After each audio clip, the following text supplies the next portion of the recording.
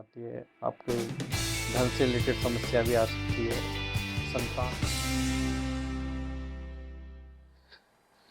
नमस्कार सभी को, पर डे एस्ट्रो फैमिली में फिर से स्वागत है आज आपका। आज हम बात करेंगे गोचर के बारे में।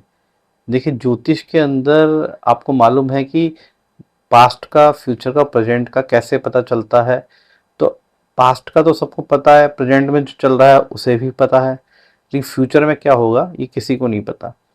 तो कैसे पता करें कि हमारा आने वाला कल कैसा होगा, आने वाला समय कैसा होगा। तो इन सब का विचार गोचर से होता है, मतलब ग्रहों की स्थिति के हिसाब से। गोचर को कैसे एनालिसिस करते हैं, कैसे पता करते हैं कि हमारा आने वाला समय सही होता है, होगा। तो इसके लिए क्या करना होता है कि हम पहले ये समझें गोचर होता क्या है। देखिए, जब हम पैदा होते हैं तब सभी ग्रह हमारी कुंडली में कहीं ना कहीं स्थित हो जाते हैं, फिक्स हो जाते हैं। उसके हिसाब से हमारा भविष्य, आने वाला जीवन चलता है। लेकिन जैसे जैसे समय निकलता है तो वो ग्रह अलग अलग राशियों में विचरण करते हैं, गोचर करते हैं। तो अलग अलग राशियों में जब वह ग्रह जाते हैं तो उसके हिसाब से हमें उनके फल मिलते हैं। उसका देखा जाता है कि वह ग्रह हमारी कुंडली के अंदर कहाँ स्थित है और अभी किस राशि के अंदर गोचर कर रहा है, किन ग्रहों के साथ बैठा है। तो उसके अकॉर्डिंग ही हमें भविष्य में फल मिलते हैं। गोचर मतलब होता है चलायमान, ग्रह हमेशा चलते रहते हैं। तो गोचर नॉर्मली जब हम चेक करते हैं कि अभी कौन सा ग्रह किस राशि में गोचर कर रहा है या चल रहा है, तो उसके लिए हम आज की कुंडली के हिसाब से, आज के पंचांग के हिसाब से उस ग्रह की स्थिति को देखते हैं। यह चंद्र राशि से देखा जाता है, मतलब चंद्रमा जिस राशि में बैठा है उससे एक चंद्र कुंडली बनती है, और चंद्र कुंडली के हिसाब से हम सभी ग्रहों को देखते हैं, उनकी स्थिति देखते हैं, और फिर उसका अपनी कुंडली के साथ एनालिसिस करके हम पता करते हैं कि हमारा आने वाला समय कैसा होगा। तो जल्दी से हम सबसे पहले बात कर लेते हैं सूर्य के गोचर की, कि सूर्य का गोचर हम कैसे देखते हैं। देखिए, चंद्रमा जिस राशि में है उस राशि को हम लग्न मान लेते हैं, और उससे हम देखते हैं कि सूर्य हमारी कुंडली में कहाँ बैठा हुआ है और इस समय सूर्य कहाँ गोचर कर रहा है। तो आज की अगर हम देखें, आपको स्क्रीन पे आज के ग्रहों की स्थिति दिख रही होगी, कुंडली दिख रही होगी। तो इसके अंदर आप देखेंगे तो चंद्रमा आपको दिख रहा होगा मकर राशि के अंदर है, और सूर्य आपको दिख रहा होगा कर्क राशि में है। तो चंद्रमा से जस्ट अपोजिट, मतलब चंद्रमा से 7वें स्थान में सूर्य गोचर कर रहा है। तो ये आज की कुंडली है और आज की ग्रहों की स्थिति है कि चंद्रमा मकर में गोचर कर रहे हैं और सूर्य कर्क में गोचर कर रहे हैं। लेकिन इस स्थिति को हम ये कैसे जाने कि ये स्थिति सही है, गलत है, हमारे जीवन पे इसका अच्छा प्रभाव आएगा, बुरा प्रभाव आएगा। तो इसकी कुछ शास्त्रों के अंदर इसके बारे में बताया गया है कि चंद्रमा से जब सूर्य किन भाव में गोचर करे तब शुभ होता है, किन भाव में गोचर करे तब अशुभ होता है। तो सूर्य के गोचर फल को शास्त्रों में लिखा गया है कि चंद्रमा जहाँ स्थित है वहाँ से तीसरे, छठे, 10वें और 11वें भाव में जब सूर्य गोचर करता है वह आपके लिए शुभ होता है।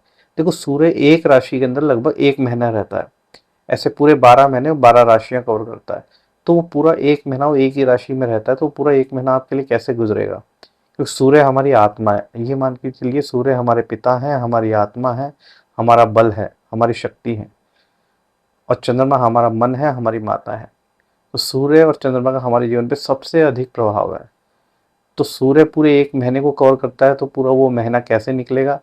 तो इसकी स्थिति आप अपनी चंद्र राशि से देखें। जैसे सूर्य भी कर्क में गोचर कर रहे हैं, तो आपकी राशि देखें कि आपकी राशि क्या है, उससे काउंट करें, अपनी राशि को एक नंबर मान के, और उससे काउंट करें कि सूर्य की राशि जो प्रेजेंट में से कर्क राशि है, तो कर्क राशि कितने नंबर पर आ रही है। तो उससे आपको आइडिया लग जाएगा कि आपकी जो ये करंट सिचुएशन है या करंट मंथ कैसा चल रहा है, और अगला मंथ कैसे चलेगा, उसका अगला मंथ कैसा चलेगा। तो वही मैं बताना चाह रहा था आपको कि सूर्य जब चंद्रमा से तीसरे, छठे, 10वें और 11वें भाव में गोचर करता है तो शुभ माना जाता है। अब हम देखेंगे चंद्र लगन से जब सूर्य का दूसरे भाव में गोचर करेगा तब क्या फल आते हैं। तो हम एक एक स्थान को ले लेते हैं।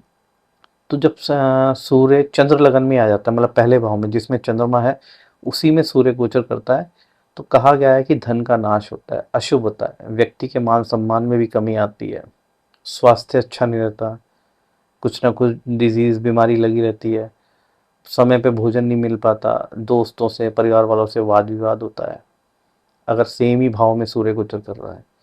अगर चंद्रमा से अगली राशि में गोचर कर रहा है, जैसे चंद्रमा कर्क में है और सूर्य सिंह में गोचर कर रहे हैं, तो द्वितीय राशि में जब सूर्य गोचर करता है तो उसके भी अशुभ परिणाम होते हैं। मतलब आपको गलत लोगों से आप मिलते हो जो आपका नुकसान करने की सोचते हैं, आप कुछ नीचता भरे कार्य कर लेते हो, आपकी आंखों में सर दर्द होता है, आंखों में भी कोई प्रॉब्लम हो सकती है, उस समय कोई रिएक्शन वगैरह हो सकता है, आपके मनी रिलेटेड प्रॉब्लम आ सकती है, बिजनेस में प्रॉब्लम आ सकती है, संबंधियों से दोस्तों से कुछ ना कुछ मनमुटाव हो सकते हैं।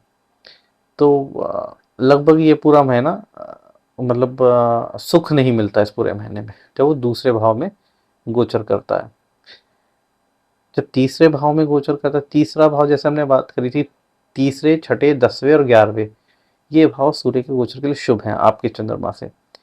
जब सूर्य तीसरे भाव में गोचर करता है तो आपको रोगों से मुक्ति मिलती है, आप सुख और चैन की नींद लेते हैं, आप अच्छे अच्छे बड़े बड़े लोगों से मिलते हैं, आपको मनी रिलेटेड प्रॉब्लम सॉल्व होती है, धन का लाभ होता है, दोस्तों से मिलते हैं, शत्रुओं से परास्त हो जाते, मतलब वो भी आप दूर उड़ जाते हैं आपसे, मतलब डर के, मान सम्मान मिलता है आपको, और मतलब हर आदमी आपसे अच्छा व्यवहार करता है जब सूर्य तीसरे भाव में गोचर करता है आपकी चंद्र राशि से।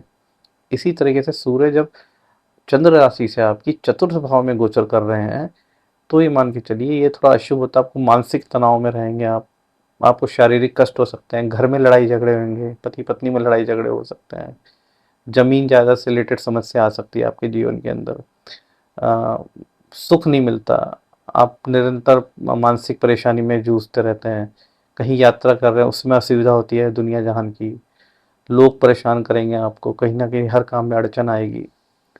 इसी तरह से सूर्य अगर चंद्रमा से पंचम भाव में गोचर कर रहे हैं, यह भी समस्या लेके आता है, मानसिक भ्रम पैदा करता है, शारीरिक मानसिक आपको शक्ति में कमी आती है, आपके धन से रिलेटेड समस्या भी आ सकती है, संतान को कोई प्रॉब्लम हो सकती है, आपके बच्चे बीमार हो सकते हैं, वाद विवाद हो सकता है ऑफिस के अंदर लोगों से, यात्रा में दुर्घटना भी संभव है। तो यह समस्या है जब सूर्य चंद्रमा से पंचम भाव में होता है, पंचम राशि में होता है, तो यह समस्या आती है। सूर्य चंद्रमा से छठे स्थान में, हमने बताया था कि सूर्य जब चंद्रमा से 3, 6, 10, 11 में हो तो शुभ स्थितियाँ होती हैं। तो चंद्रमा से जब छठे स्थान में सूर्य आते हैं तब क्या होता है, तो हमारे जो भी कार्य होते हैं वो सिद्ध होने लगते हैं, जो हमने सोचा है वो होने लगता है, सुख मिलने लगता है, हम व्यवस्थाएं करने लगते हैं, नए नए कपड़े लेने लगते हैं, हमसे जो भी हमारे एनमीज हैं, दुश्मन हैं, वो दूर होते हैं या हमसे हम उनके ऊपर हावी हो जाते हैं, बीमारियां दूर हो जाती हैं हमारी, हमें कहीं ना कहीं ऑफिस में या फिर किसी भी बाहर की जगह जहाँ बिजनेस कर रहे हैं उसमें काफ़ी लाभ होता है, प्रमोशन के चांसेस बनते हैं, आपके जो भी आप किसी चीज़ का मन बना रखा है वो चीज़ें प्राप्त होने की कोशिश होती हैं। तो धीरे धीरे शरीर स्वस्थ रहता है, तो धीरे धीरे चीज़ें अच्छी होती हैं जब सूर्य चंद्रमा से छठे स्थान में होते हैं।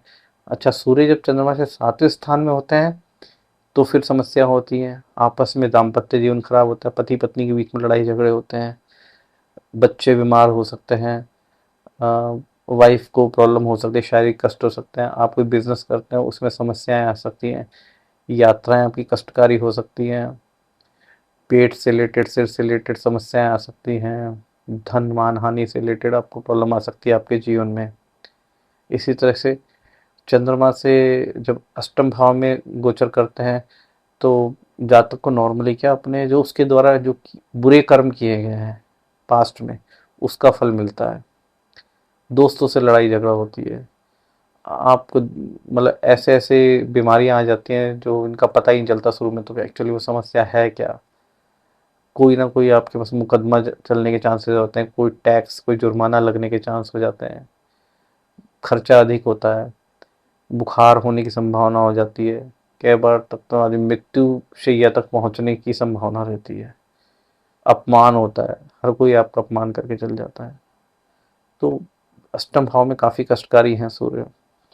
चंद्रमा से जब नवम स्थान में सूर्य गोचर कर रहे हैं तब आप पे झूठे आरोप लग सकते हैं, बिना कारण आपके धन की हानि हुई आपको पता ही नहीं चलेगा, जीवन में शांति होगी, मित्रों भाइयों से विरोध रहेगा, वो आपका हर बात में विरोध करेंगे, अपमान करेंगे, मतलब हर जगह से निराशा महसूस होगी।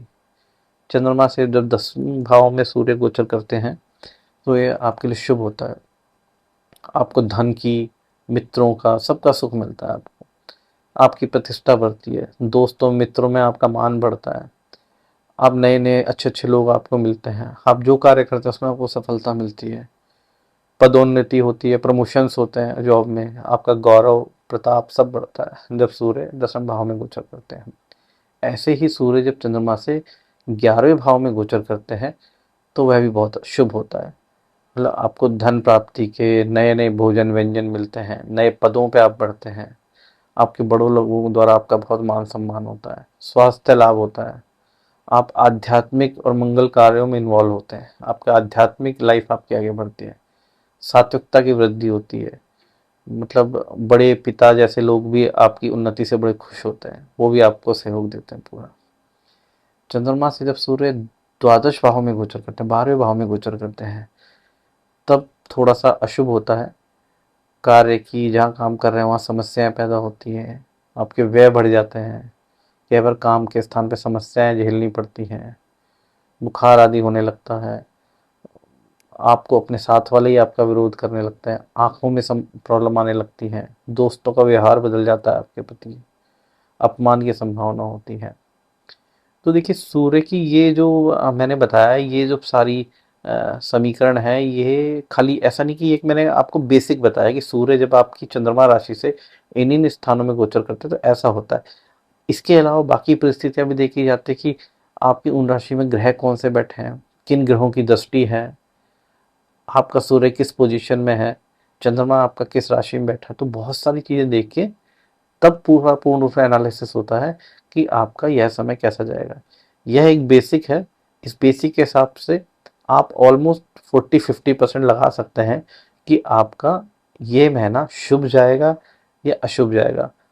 अभी चंद्रमा जिस राशि में गोचर कर रहे हैं आप उसमें देखें कि, और सूर्य किस राशि में गोचर कर रहे हैं उसको देखें, फिर आपकी राशि कौन सी है, आपकी चंद्र राशि कौन सी है, उससे अभी सूर्य की जो करंट गोचर जिस राशि में कर रहा है उस राशि को काउंट करें तो आपको पता चलेगा। जैसे सपोज आपकी मेष राशि है और सूर्य इस टाइम आपने देखा होगा कर्क राशि में गोचर कर रहे हैं, तो इसका मतलब आपकी राशि से चौथी राशि में, आपकी मेष पहली हो गई, दूसरी वृषभ, तीसरी मिथुन और चौथी कर्क हो गई, तो चौथी राशि में गोचर कर रहे हैं तो यह महीना आपके लिए अच्छा नहीं है। ऐसे ही जब सूर्य सिंह में जाएंगे तो 5वीं राशि में जाएंगे तो वो भी इतना अच्छा नहीं होगा। लेकिन जब सूर्य कन्या में जाएंगे तो वो 6ठी राशि होगी, तो वह महीना आपके लिए बहुत अच्छा होगा, शुभ मंथ होगा, उसमें आप शुभ कार्य कर सकते हैं, अच्छे डिसीजंस ले सकते हैं। तो इस तरह से अपनी चंद्र राशि से करंट में सूर्य जो गोचर कर रहा है उस राशि को काउंट करेंगे तो आपको उस मंथ के मोरलेस आपको चीज़ें पता चल जाएंगी कि वो महीना आपका कैसे जाने वाला है। ऐसे ही हम चंद्रमा की जो की राशि से, जो हमारी चंद्र राशि से, उसे अन्य ग्रहों के जब गोचर देखते हैं किस राशि में गोचर कर रहे हैं तो हमें उस समय का आइडिया लग जाता है कि वो समय हमारे लिए कितना शुभ है, किस कार्य के लिए अच्छा है, किस कार्य के नहीं करने के लिए अच्छा है। तो ये चीज़ें हमें पता चलती है।